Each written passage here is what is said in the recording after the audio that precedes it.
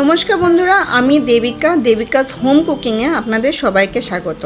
বাঙালিদের অনেক ফেমাস একটা ডিশ চিংড়ি মাছ পাতে যদি থাকে তাহলে আর কি লাগে, একেবারে চেটেপুটে একদম পরিষ্কার করে খাওয়া দাওয়া হয়ে যায়।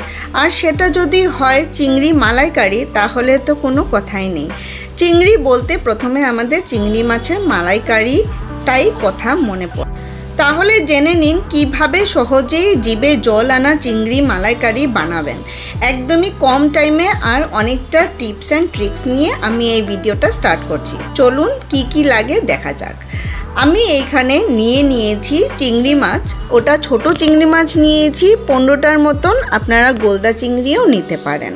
তো আমি এটার মধ্যে কয়েকটা মাথা রেখেছি আর কয়েকটা মাথা ফেলে দিয়েছি। মাথাগুলো ভালো করে পরিষ্কার করে নেবেন আর পেছনে একটা সরু একটা কালো রঙের রক থাকে, ওইটাও আপনারা ফেলে দিবেন।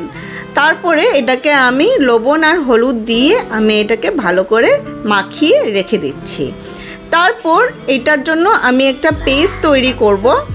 তো একটা পেস্টের জন্য আমি এখানে নিয়েছি 2টো বড় পেঁয়াজ আর 2টো টমেটো, ছোট দুটো নিয়েছি, একটা বড় এরকম কাঁচা লঙ্কা নিয়েছি, আর এখানে আমি 10 থেকে 12টা আমি রসুন নিয়েছি আর আদা নিয়েছি। তারপর এগুলো সব কিছু আমি একসঙ্গেই বেটে নিচ্ছি। আপনারা চাইলে রসুন আদার পেস্ট আলাদা করে বানাতে পারেন আর পেঁয়াজের পেস্ট আলাদা করে বানাতে পারেন। তো আমি সব কিছু দিয়ে দিয়েছি, কোনো টেস্টে কিন্তু কোনো কম হবে না, টেস্ট কিন্তু একদমই ভালোই হবে। তো আমার পেঁয়াজ, আদা, রসুন, কাঁচা লঙ্কা পেস্ট আমার হয়ে গেছে। এখন আমি টমেটোর পেস্ট বানাবো।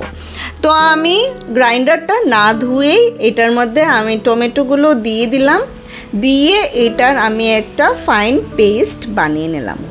তারপর চলুন নেক্সট প্রসেসে যাওয়া যাক।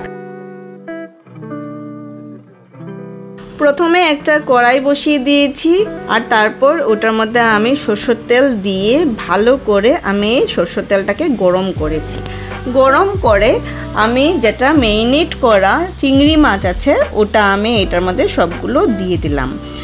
দেওয়ার পরে আমি এটা ভালো করে কিন্তু ভাজবো না, একদম হালকা করে ভেজে আমি একটা পাত্রে তুলে রেখে দেব।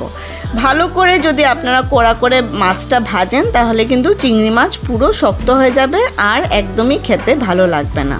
তো দেখতেই পাচ্ছেন আমি এখানে একটু যখন লাল লাল হয়ে এসছে এটা আমি নামিয়ে দিয়েছি, একটা পাত্রে সাইডে রেখে দিলাম। তারপর এই যেটা তেল রয়েছে এই তেলটার মধ্যেই আমি বাকি যা রান্না আছে ওটা করব।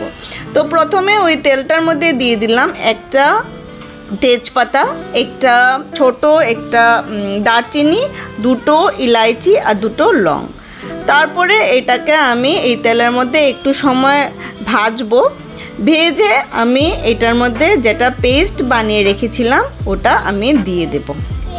তারপরে এইটাকে ভালো করে মাঝারি আঁচ দিয়ে এটা আমি ভাজবো আর পেঁয়াজটাকে আমি 5 মিনিটের মতন কষাবো।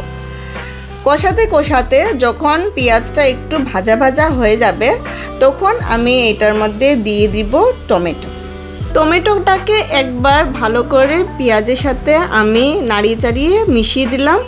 তারপর এখন দিয়ে দিব সবগুলো মশলা একটা করে। প্রথমে দিয়ে দিলাম লবণ, তারপরে দিয়ে দিলাম আধা চামচের মতন হলুদ গুঁড়ো, 1 চামচের মতন আমি এখানে দিয়ে দিলাম ধনে গুঁড়ো আর আধা চামচের মতন দিয়ে দিলাম জিরে গুঁড়ো। সব মশলা এই মিশ্রণটার সাথে আমি মিশিয়ে দিলাম। আর এখন আমি দিয়ে দিব টক দই। তো জল ব্যবহার না করে আমরা এখানে টক দইয়ের ব্যবহার করব। তো যখন একটু মশলাটা কষে যাবে তখন আমি এখানে 2.5 চামচের মতন দই নিয়ে ভালো করে ফেটিয়ে দিয়ে দিলাম। এই জায়গায় মনে রাখবেন যখন আপনারা দইটা দেবেন তখন কিন্তু আগুনটা একদম কম আঁচে রাখতে হবে, না হলে আমাদের দইটা একদম ফেটে যেতে পারে। তো এখানে আমি যে গ্রাইন্ডারের মধ্যে মশলা লাগানো আছে ওগুলো কিন্তু একদম ফেলিনি, ওটাকেও আমি জল দিয়ে ধুয়ে দিয়ে দিলাম। তারপরে মশলাটাকে কষানোর জন্য আমি 5 থেকে 7 মিনিট এটা ঢেকে রান্না করব যত সময় উপরে তেল না ভেসে আসছে। তো এইটা পুরো আমার রেডি হয়ে গেছে, মশলা পুরো কষানো হয়ে গেছে। এখন আমি যেটা ভাজা মাছগুলো ওগুলো সব এখন দিয়ে দেব।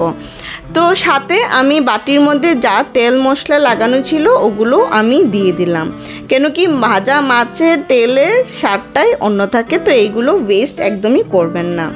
তো আমি এখানে সব মশলার সাথে মাছকে আমি একটু সময় কষাবো, তারপরে এটার মধ্যে দিয়ে দিব নারকেলের দুধ।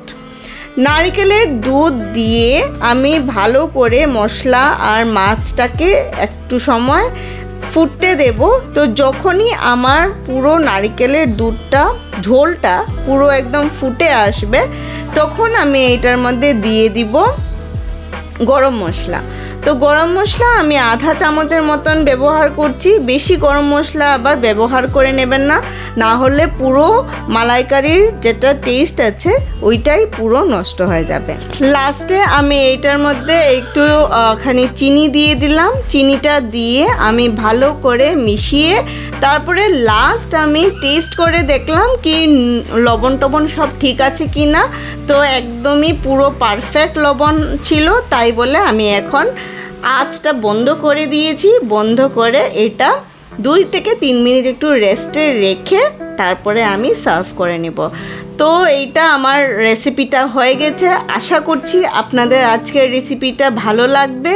যদি নতুন হয়ে থাকেন আমার চ্যানেলটার মধ্যে তাহলে এখনই সাবস্ক্রাইব করে আমার পাশে থাকবেন, আর সাথে একটা নোটিফিকেশন বেল আছে ওটাও দিয়ে দিবেন। এইভাবেই আমি সুন্দর সুন্দর বাঙালি রেসিপি আপনাদের সাথে শেয়ার করি, তো আপনাদের কাছে নোটিফিকেশন চলে যাবে। আপনার রেসিপিটা কেমন লেগেছে ওটা অবশ্যই কমেন্টে জানাবেন কি কেমন লাগলো আমার রেসিপি। দেখা হচ্ছে আরেকটা ভিডিওতে। ভালো থাকবেন, সুস্থ থাকবেন।